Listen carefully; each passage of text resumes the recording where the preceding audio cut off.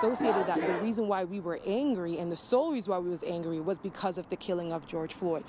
George Floyd in that moment was like the thing that broke the bucket's bottom.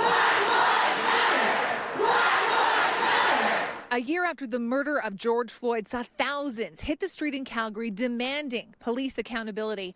One activist is taking her fight from the street to a seat on the Calgary Police Service's Anti-Racism Committee. Shu Porter says that even though the fight may have gone behind closed doors, she's as committed as ever to sparking change. So I was very adamant to make sure that the narrative wasn't just talking about what is happening to our brothers and sisters in America with George Floyd, with Breonna Taylor, with Ahmaud Arbery, and the hundreds of thousands other Black lives that has been robbed from us, but to really be able to turn the spotlight on what's happening in our city first and foremost. A lot of the things that happens to our people go undetected, unnoticed, unheard of because it's not being captured on video. I'm not promising you that oppression will stop, but I'm telling you, we're gonna make oppression inconvenient.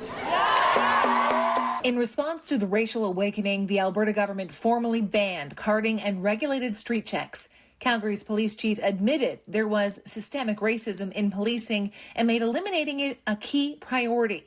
The force set up an anti-racism committee, which Porter was chosen to sit on. It's too early to tell because we know, like I said, this is not a linear process. And for those who expected it to be, that within the 4 months of the community, the committee being formed, we're going to see overall change. You are setting up yourself for failure. However, she has been impressed with the leadership on the board so far. To hear someone that is not Black, without being prompted, without being told, say, I understand that a lot of these things that happens is covered by the law. It's covered and normalized through our training, but not because that is the case that makes it right. And that's why we want you to be a part of this conversation. Leadership does determine the level in which something will be pushed, but it doesn't mean that the people who are getting directive won't push back. Step one is verbal commitment. Step two is setting up the structure to hold those verbal commitment to tasks. But step three, the hardest part, is to actually do what they're supposed to do. Porter isn't afraid to rock the boat to get her message heard. She organized a rally outside the Calgary School Board as education, like the justice system, is rife with anti-Blackness, and called out City Council at their own public hearing into anti-racism. This cannot happen in 3 days. This now becomes a formality. What you're doing right now is a check in your box that you did it.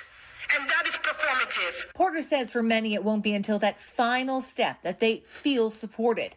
And until that happens, it's on all of us to make a difference. And we want people who want to be comrades. We don't need just allies. We need comrades to use their privilege and their resources to get behind actually making change.